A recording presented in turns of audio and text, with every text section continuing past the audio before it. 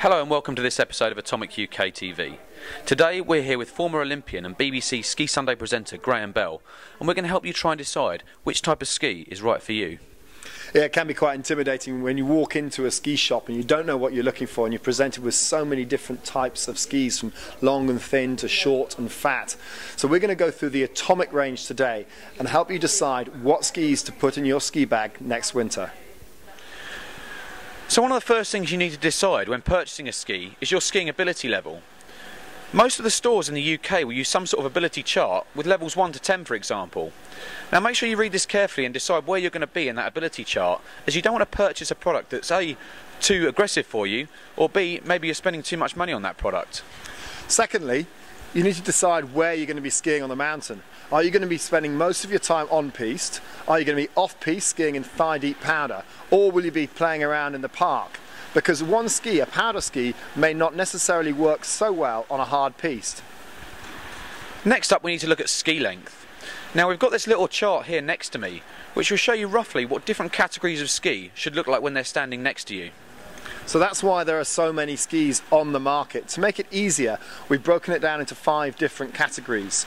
We've got an all-mountain ski, we've got the ladies category, we've got on-piste skis, which includes race skis, we've got freestyle and free ride. Let's go and have a look at them now. So here we have our Nomad range of skis. Nomad is Atomic's all-mountain range for 2010-2011. We have waist widths on these products of 77 to 93 millimeters underfoot.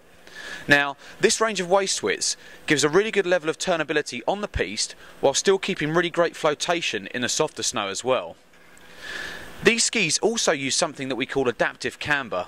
Graham, could you just explain to us a little bit about adaptive camber? Well, if you start off and explain what camber is effectively the life of your ski. If you put 2 skis together, and you can see how they're apart at the middle of the ski where the bindings are, now that gives you the acceleration at the end of the turn. Now the Nomads come with adaptive camber, which means when you push them together, what happens is that the tips actually slightly go apart. So if you think, if you're skiing in powder and you've put weight on the skis, the tips are lifting slightly, so when you're skiing forward, that upward motion on your tips is giving you more flotation. The other benefit is when you're skiing on the piste, you can ski a slightly longer ski, and the turn radius will effectively be less, and you'll be able to ski nippier and more aggressive turns. In addition to adaptive camber, we also use what we call step-down sidewall on all of these skis. Now, step-down sidewall is the area underfoot, which basically gives a greater level of edge grip with the product. So when you're skiing these skis on icy terrain, you're still going to get a really good level of edge hold with the ski. Now, this range of skis in the UK sits from £350 to £600, and we range from ability levels of intermediate to expert, so there's something here for everyone.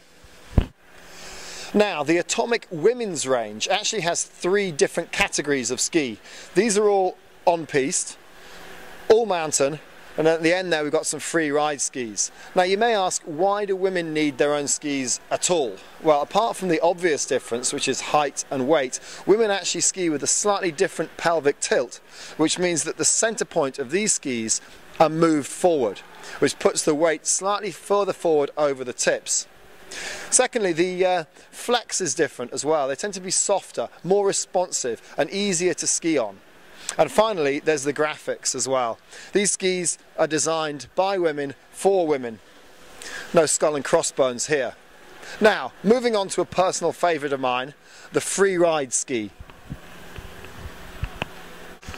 Now this was the ski I spent most of last season skiing on. It's the Coax. We've got 2 in the free ride range, the Coax and the Access. Now the Coax, it has the same step down sidewall technology as the Nomads and gives you that really good edge hold on a firm piste. It also has the adaptive camber at the tip, which gives you the flotation in powder. It's a really light, very responsive ski that basically you can do anything in the backcountry with. You can slap a pair of skins on and go and basically tour the mountain.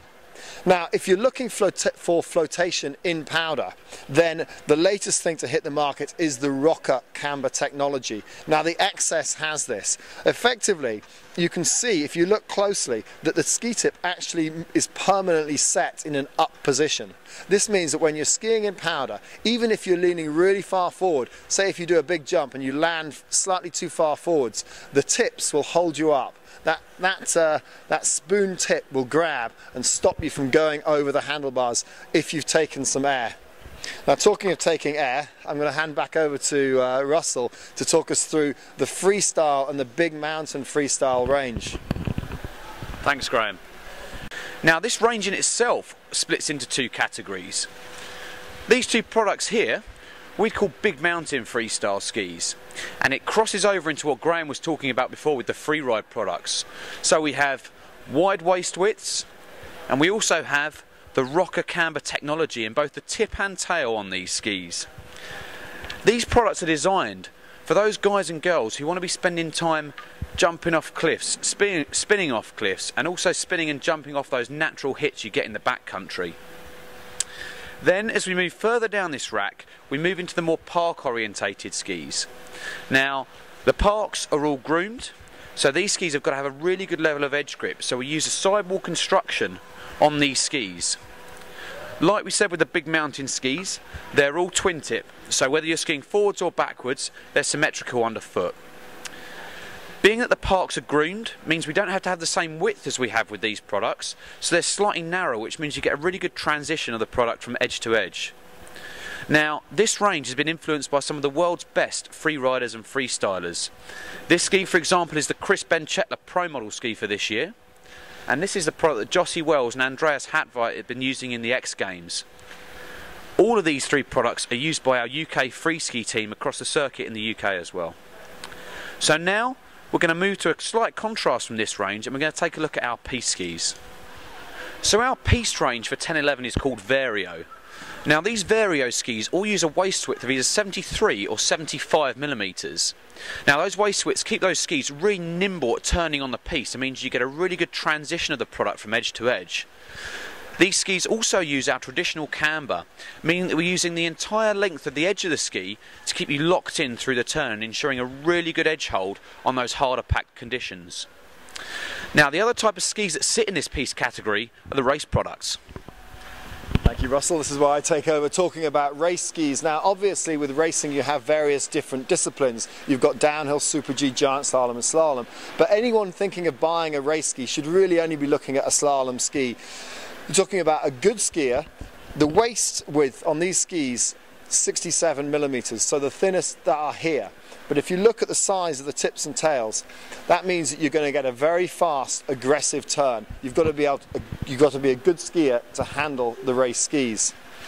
So I hope that's given you a better idea of the products that are available on the market. For more information on any of these ranges in particular, check out our YouTube site, atomicUKTV. Thanks for watching.